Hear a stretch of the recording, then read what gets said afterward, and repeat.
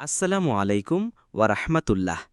আপনাদের সামনে আরও নতুন একটি ভিডিও নিয়ে হাজির হয়েছি। যারা গত পর্ব দেখেননি তারা এখনই গত পর্ব দেখে আসুন। হুদহুদ পাখির কাহিনী শেষ পর্ব ৫। মূল রেফারেন্স সূরা সাবা ৩৪ ১২-১৪ তাফসির ইবনে কাসির। হজরত সোলাইমান আলাইহিসসালাম ছিলেন একজন নবী, একজন বাদশা, যাকে আল্লাহ এমন রাজত্ব ও নিয়ন্ত্রণ দিয়েছিলেন যা ইতিহাসে আর কারও ভাগ্যে হয়নি।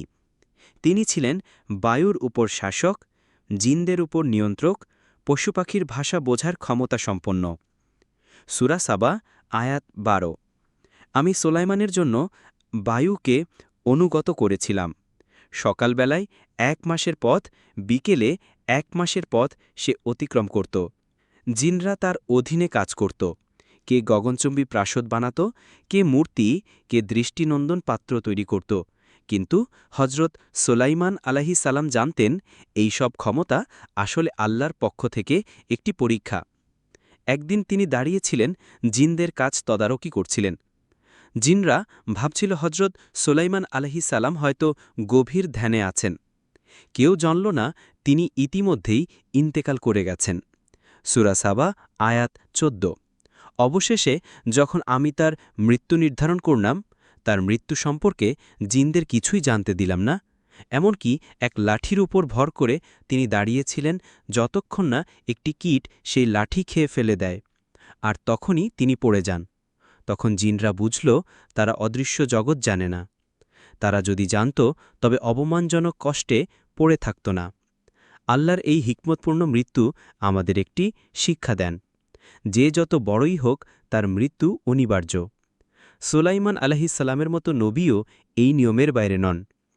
এই কাহিনীর মূল শিক্ষা হল: ১. ক্ষমতা ও জ্ঞান আল্লাহর দান, অহংকারের কিছু নেই। ২. মৃত্যু সবাইকে স্পর্শ করে, নবীকেও, বাদশাকেও। ৩. জিনদের অদৃশ্য জগতের জ্ঞান সীমিত, শুধু আল্লাহই আল গাইব জানেন। ৪. নিয়মিত নিজের কর্ম ও নিয়ত পরিশুদ্ধ করা জরুরি, কারণ মৃত্যু যে কোনো সময় আসতে পারে। হজরত সোলাইমান আলাইহিসসালামের মৃত্যু আমাদেরকে জীবন ও মৃত্যুর বাস্তবতা শেখায়।